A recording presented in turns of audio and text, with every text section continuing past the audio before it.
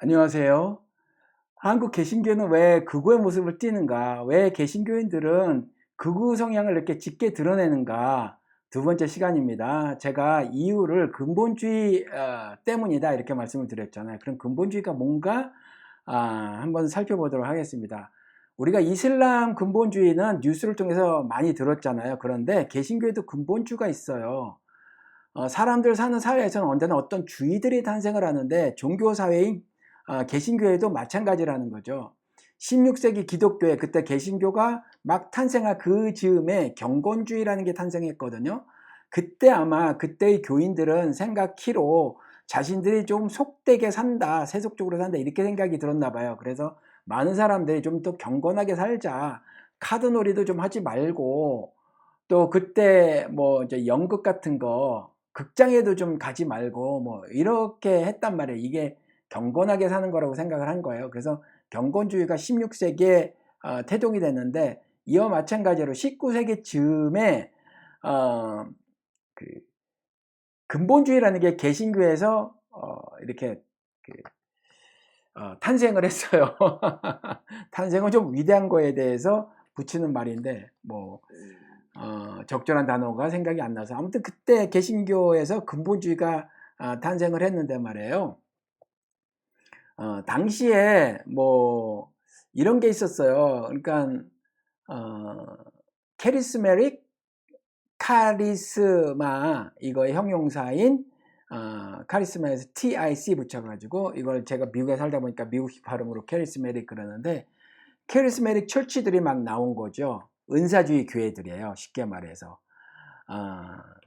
근데 이 은사주의 그 믿음은 어땠냐 하면 기록된 성경보다는 경험을 더 중시했어요. 한국에서는 영어는 똑같이 experience인데 경험, 한국에서는 이 경험을 좀 더 강조하기 위해서 체험 이렇게 말을 했죠. 체험 신앙.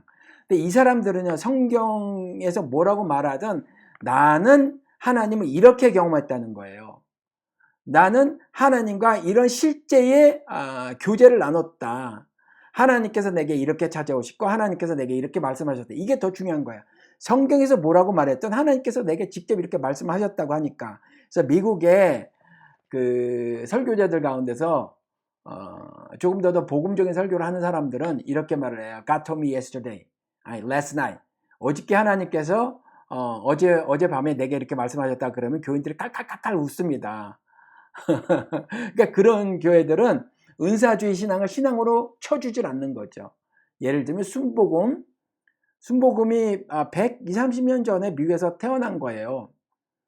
그 전에 이제 이런 은사주의 모습 이런 건 이제 감리교에서 보였죠. 감리교에서는 큰 특징이 두 개가 있는데 사회 참여를 많이 해요. 그래서 병원도 많이 짓죠. 그렇죠? 그런데 그와 반해서 또 믿음은요, 은사주의 성향의 모습을 많이 보이더라라는 거예요. 그래서 제가 살고 있는 이 텍사스의 우에주에 캔사스라고 있는데 거기에 조그만 시에서 그런 일들이 좀 발생을 하기 시작했어요. 그리고 신학교가 생겼죠. 베델 신학교라고. 그래서 아직까지 그 있는 신학교인데 그래서 거기에서 그 은사주의 신앙을 가진 사람들이 많이 몰려 있죠.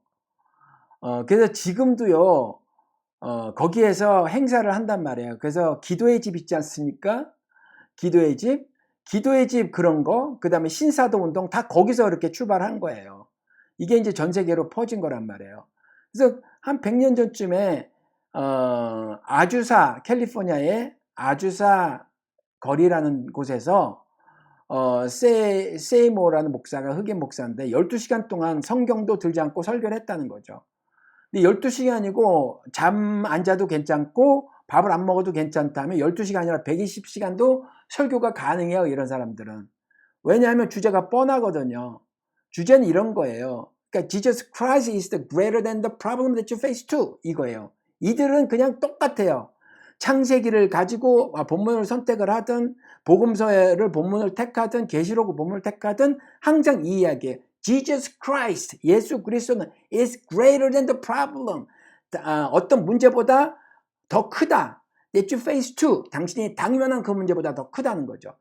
그러니까 왜 기도하지 않느냐는 거예요. 기도하면 예수 그리스도께서 그 문제를 다 해결해 주신다. 이게 은사주의 교회예요. 그러니까 아직도 성령 받아라 그러면서 성령을 통해서 자기의 일신상의 문제를 다 해결하려고 드는 사람들 있잖아요. 이런 게 이제 은사주의인데, 이게 너무나 믿음이 뭐든지 말에 매뉴얼이 있잖아요. 세탁기 하나를 설치를 하고 말이죠. 이거를 작동을 시키려도 매뉴얼대로 해야 되는데, 믿음도 마찬가지잖아요. 성경에 매뉴얼이 있는데 성경 바깥에서 막 논단 말이에요. 이것이 안 되겠다 싶어서 조금 더 성경을 근거로 해서 믿음을 세우자. 그래서 태어난 게 근본주의란 말이에요. 시작은 좋았죠? 시작은 좋았어요. 중세시대는 안 그랬나요? 교부들이 아니면 그 설교단을 장악하고 있었던 신부들이 강론을 하잖아요. 근데 라틴어로 뭐라고 한단 말이에요. 그런데 그 당시의 사람들은 성경도 가지고 있지 않았는데다가 라틴어도 잘 모르는 사람들도 많았단 말이에요. 그러고 나서 설교를 하면 이 사람들이 무슨 말인지 아나요? 그러니까 그때 단을 장악하고 있었던 사람들이 자신들의 강론을 듣던 사람들을 평신도라고 불렀는데, 이 평신도 우리말로 좋게 번역이 된 거예요. 평민할 때 평자니까. 근데 정확하게 무슨 뜻이냐면 그 자리를 뜨뜻하게 데피는 사람이라는 거예요. 그래서 laid people 그런 거예요. 앉아있거나 누워있는 사람이죠. 앉아있지만 누워있는 사람으로 표현을 한 거예요. 그러니까 전혀 영적으로 반응을 일으키지 않는 그냥 자빠져 있는 사람이란 뜻이에요. 영적으로 무익한 거죠. 그러니까 나는 강론하는 나는 너희들과 달라. 아주 신분적으로 다르게 만들었죠. 그래서 캐톨릭은 지금도 사다리형 어떤 권력 구조가 있는데 정점에 교황이 있어요. 이들은 신분이 아주 다르다고 생각을 하는 거예요. 신분은 그런데 모든 사람이 같아요. 늙은이나 젊은이나 어린애나 할 것 없이 요엘서에서도 나오고요. 사도행전에서도 나오고 다 어디나 나오거든요. 고린도전서 12장에도 나오고 다 나와요. 다 똑같아요. 신분은 같아요. 하나님의 자녀로서 자녀의 신분을 갖게 되는 거죠. 그렇죠. 세상 사람으로 살다가 세상 나라가 그리스도 나라가 된다고 말씀하신 것처럼 계시록을 통해서 이제 그리스도인이 된 거죠. 나라는 사람이니까 아시다시피 거룩한 나라라고 신자들을 그렇게 말씀하셨잖아요. 왕 같은 제사장이요 거룩한 나라다. 그렇죠. 그래서 세상 나라가 그리스도 나라가 된 거예요. 우리가 세상의 사람이었다가 땅의 사람이었다가 하늘 사람 즉 그리스도 나라가 된 거죠. 그리스도인이 된 거예요. 그렇죠? 이렇게 해서 하나님의 자녀의 신분을 얻죠. 그리고 목사든 선교사든 집사든 이건 역할이 다른 거예요. 역할이. 그런데 그 이전 기독교라고 말하는 캐톨릭에서는 이렇게 신분이 아예 다른 사람으로 만들어 놓고 평신도라고 하는 병신도들을 양산했다는 거죠. 이것이 그대로 한국 개신교까지 미국 개신교도 마찬가지로 이게 말이 안 된다라고 했어요. 그래서 성경이 말하는 대로 믿자 그래서 오직 성경을 부르짖었거든요. 근데 오직 성경을 부르짖었지만 오직 성경을 부르짖을 때 그럼 성경이 뭘 말하고 있는지를 일반 평신도라고 말하는 사람들이 크게 관심을 갖지 않았고 또 깨닫지도 못했어요. 그러니까 그게 전혀 이루어지지 않은 거죠. 종교개혁은 그래서 사실은요 제가 말씀을 드렸지만 종교개혁이 아니에요. 그때 부를 생산한 다수 인민 있잖아요. 노동자들이 생산한 걸 귀족들이 다 먹었단 말이에요. 왕족, 귀족, 종교 귀족들이 다 먹었어요. 그래서 못 살겠다 갈아보자 그러면서 독일에서 꽃갱이 들고 농촌에서 일어났던 거예요. 그 동학혁명처럼 혁명이 일어난 거죠. 그렇죠? 다만 그때는 종교가 정치, 경제, 사회를 지배했던 어떤 체제의 사회였으니까 종교혁명이라 이름을 불러도 종교개혁? 하여튼 혁명? 이렇게 이름을 불러도 크게 틀린 바는 아니나 실제 내용은 그렇다는 거예요. 마틴 루터가 100여 개의 방을 써붙여서 갑자기 교황이 뜻을 바꾸고 그런 거 아니라는 거죠. 다수 인민이 그 종교 권력에 크게 저항을 했단 말이에요. 그때도 그런 일이 있었는데 동일하게 은사주의가 태동이 되면서 경험을 너무 중시를 했더라. 그래서 말씀으로 돌아가자 한 거예요. 그때 종교개혁 때처럼 그렇게 한 거거든요. 그래서 문자주의의 특징을 보였단 말이에요. 이 근본주의에는. 그런데 근본주의와 더불어서 이게 19세기 말쯤에 이제 이렇게 생겼는데 20세기에 발흥이 됐는데 20세기 들어오면서 좀 더 퍼지고 21세기에 들어서 확 퍼졌단 말이에요. 근데 이 문자주의와 더불어서 다른 특징들을 문자주의부터 먼저 좀 설명을 드릴게요. 1.1획이라도 없어지지 않고 다 이루리라, 이런 말씀이 마태복음 5장 18절에 기록이 되어져 있잖아요. 그래서 1.1획 정말 그때 한 30년 전까지만 해도요, 한국 성경 번역된 개정개혁이나 개정? 뭐라고 하죠? 그 한국 성경. 그리고 개혁 한글인가 뭐 이런 거 있잖아요. 이것을 거의 원문처럼 믿었어요. 한국 개신교인들이 원문처럼. 그래서 1.1핵이라도 변개하면 안 돼. 이거를 토시 하나 바꾸면 안 돼. 이렇게 일을 한 거예요. 근데 1.1핵이란 말은 뭐냐면 뜻을 변개하지 말라는 뜻이 말씀이거든요. 왜냐하면 히브리어는 점과 획으로 이루어졌어요. 기역자 비슷한 게 있거든요. 근데 기역자 그 안에 점이 들어간 게 있어요. 이거 완전히 달라요. 그리고 명사 없이 동사로만 이루어진 언어인데 그러면서 추측을 하는 거거든요. 그 문장이 그래도 이해가 가능한 거예요. 그렇게만 해도. 우리도 주어가 없는 문장도 이해가 충분히 가능하잖아요. 한국말도. 뭐 야 우리 가자. 뭐 이런 거. 뭐 이런 것처럼 뭐 가능한 게 많단 말이에요. 야 우리 가자는 우리가 가자가 되는 건가? 아무튼 주어가 없이도 우리도 이렇게 쓰는 그 문장이 있단 말이에요. 근데 히브리어가 그래요. 그러다 보니까 정말 그 하나하나가 알파벳이 너무 중요한 거예요. 뜻이 완전히 달라져요. 그래서 뜻을 변개치 말라는 말씀으로 1.1핵이라도 변개하면 안 돼. 이걸 다르게 하면 안 돼. 그대로 적혀진 대로 다 이루어질 것이야. 이렇게 말씀한 거거든요. 그 말씀이 예언인데 그 예언된 말씀이 하나도 어그러짐이 없이 다 성취가 될 것이다라는 말씀이지, 무슨 토치 하나 뭐 서술어 하나 뭐 조사 하나 이걸 내가 맘대로 바꾼다고 해서 그게 뭐 이상하게 된 게 아니란 말이에요. 그렇죠? 근데 그렇게 알아들었어요. 그러다 보니까 죽이라 그러면 진짜 죽이는 거죠. 조지 부시가 이렇게 쳐들어갈 때 성경을 폈다는 거 아니에요. 미국 군인이 3,000명 조금 넘게 죽었는데 죽을 때마다 몇선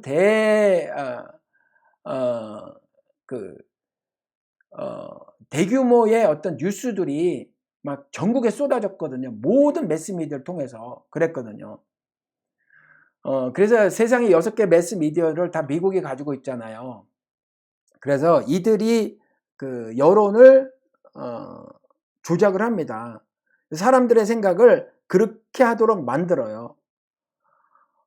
그리고 더불어서 그 문자주의와 더불어서 근본주의에서는요, 개인주의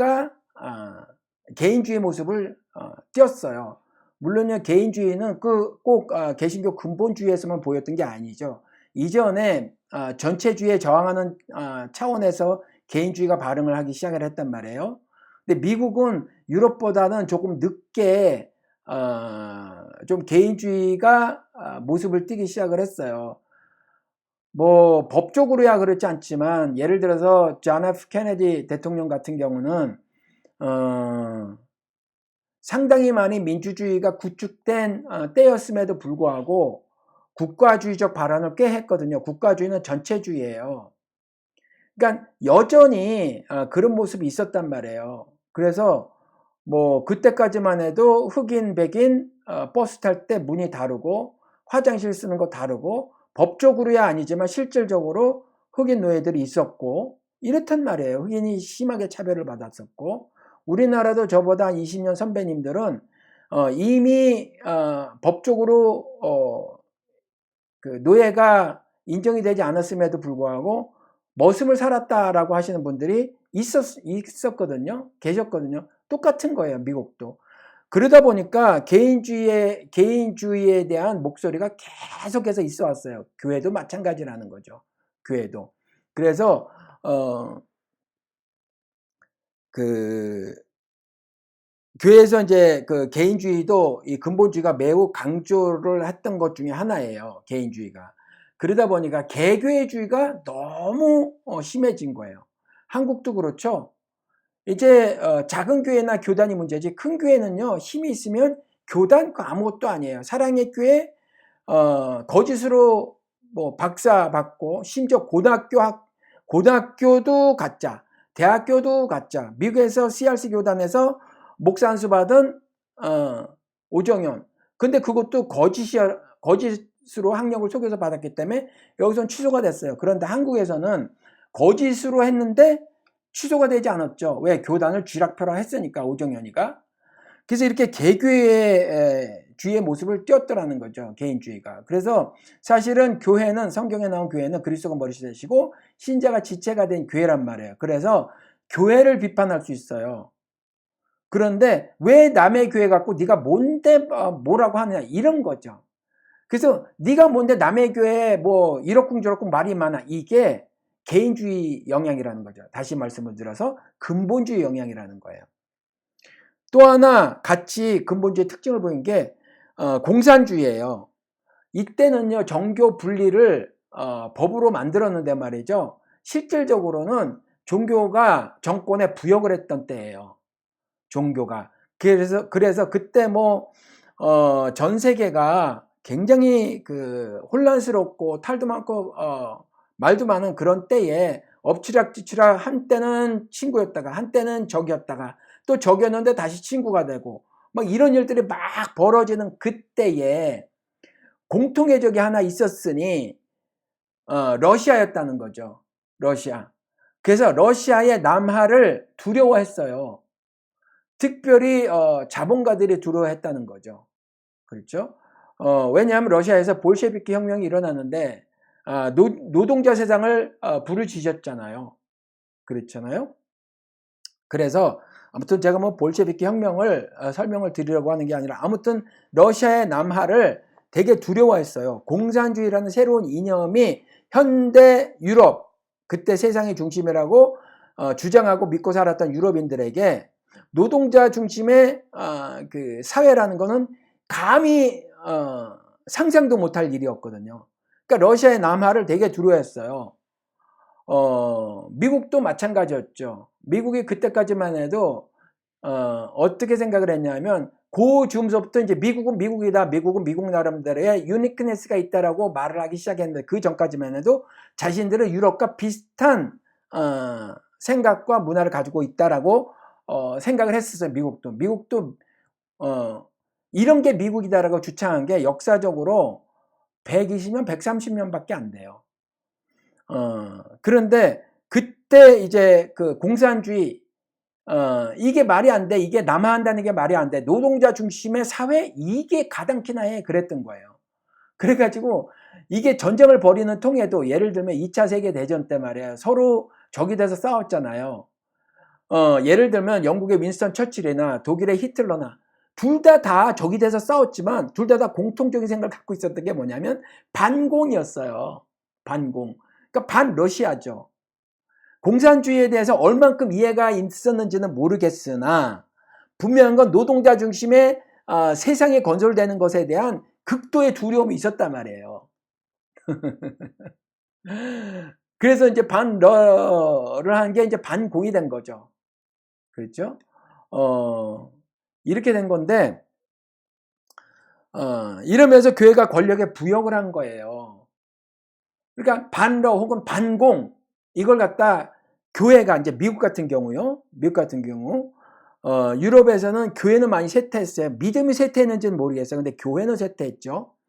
뭐 교회가 조그맣다고 해서 능력이 하나도 없다고 고백한 빌라델비아 교회는 서머나 교회, 심심하면 권력자들에 의해서 권력자들의 손에 끌려나가 죽임을 당했던 서머나 교회, 이제 능력이라고 쥐뿔도 없는 쬐만한 교회였단 말이에요. 그렇죠. 근데 그런 교회가 믿음을 이렇게 계승시켜 왔잖아요.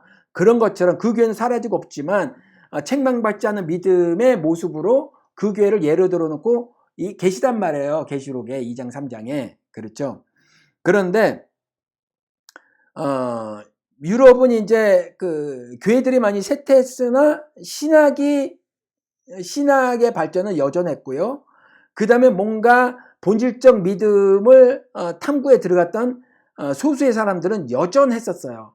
그럼 미국은 교회 숫자는 많이 늘어났죠.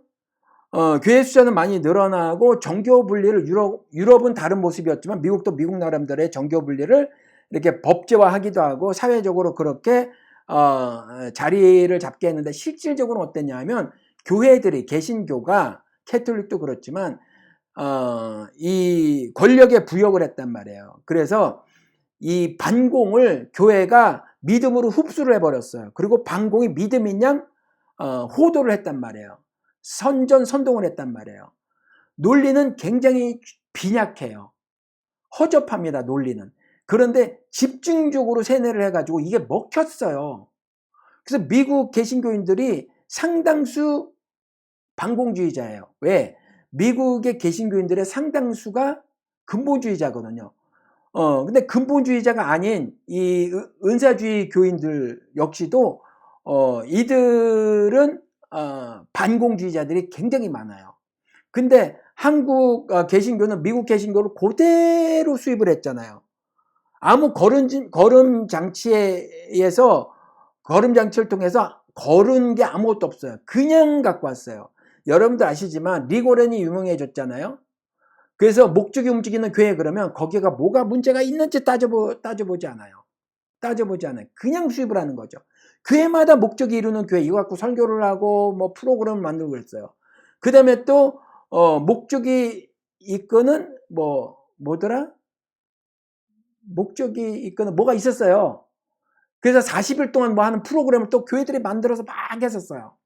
근데 목적이 이끄는 교회 그 초반부에 그 글을 보면 초반에 파도가 높게 쳤을 때 서핑을 해야 된다. 즉 기회가 있을 때 교회 부흥에 박차를 가해라 이 이야기거든요. 이게 무슨 믿음이에요. 우리 사도행전을 통해서 보면 알 수 있지만 사도 바울 같은 경우는요. 원래 그 말씀을 잘 가르쳤어요. 지식이 뛰어나서. 그런데 사도 바울도 베드로처럼 기적을 보였을 때가 있었어요.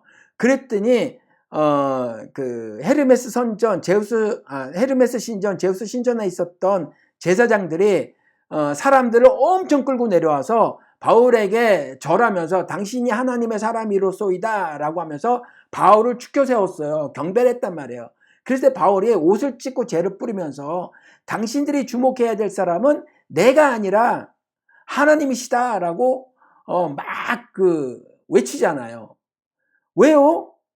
리고렌의 말대로라면 바울도요 파도가 쳤잖아요. 지금 가장 높은 파도에 이때 대형교를 만들면 되지 그 자리에서. 그렇잖아요. 기회가 왔잖아요. 대형교를 만들면 되지. 근데 바울은 옷을 찢었단 말이에요. 왜 내게 집중하는가? 왜 나를 섬기는가 이거죠. 그래서 목사들이 세계적인 주의 종이 되고 말이죠. 자신만이 주의 종이라고 하고 그런 거요. 아주 그 반그리스도적이에요. 그렇죠? 반그리스도적. 비성경적이에요. 그 사람들이 얼마나 이 세상에서 영광을 누릴지는 모르지만 나중에 말이에요. 이렇게 살다가 흑암에 덮쳐져서 울며 이 일을 갈게 될 거라는 거죠. 그래서 이와 같이 근본주의가 19세기에 미국에서 발흥을 했고 이 근본주의 특징은 문자주의인데 더불어서 근본주의가 강한 색채를 띄었던 것이 개인주의고 또 하나는 공산주의라는 거예요. 근데 이것을 그대로 수입을 했어요. 그대로 수입해서 이걸 믿음으로 논리는 허접하지만 믿음으로 굳게 장착을 하게 되었다는 거죠. 그래서 한국 개신교인들이 반공주의자다라는 거예요.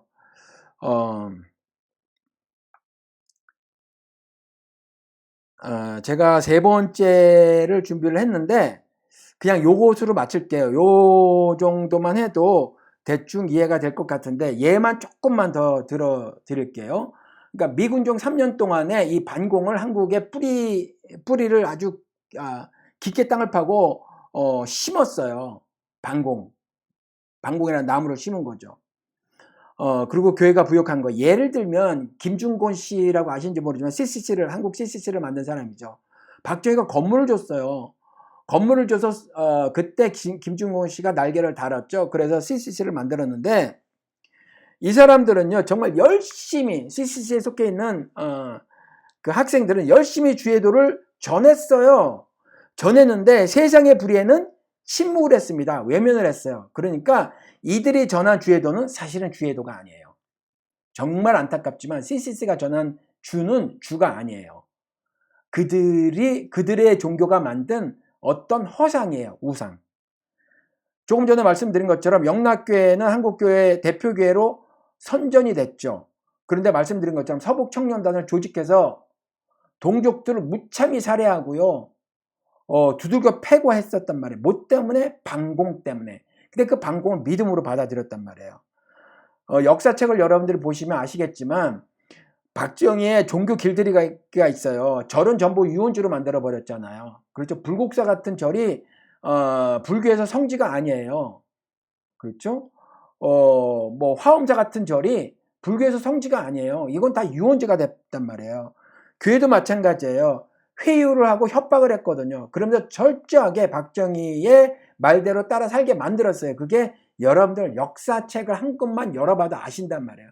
그러니까 한국 개신교는 철저하게도 이와 같이 권력에 부역을 했다는 거죠. 그러면서 반공을 믿음으로 받아들였어요. 이것이 계시록 13장에 이미 예언으로 되어져 있더라. 바다에서 나온 괴물, 이게 세상의 정치, 경제 권력이에요.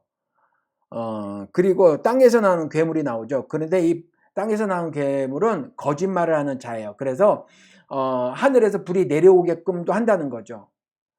근데 하늘에서 불이 내려온다. 이 불이 내려오는 것은 성경에서는요, 은유로 사용된 거예요. 문학적 장치로. 하나님께서 일을 하실 때 이건 문학적으로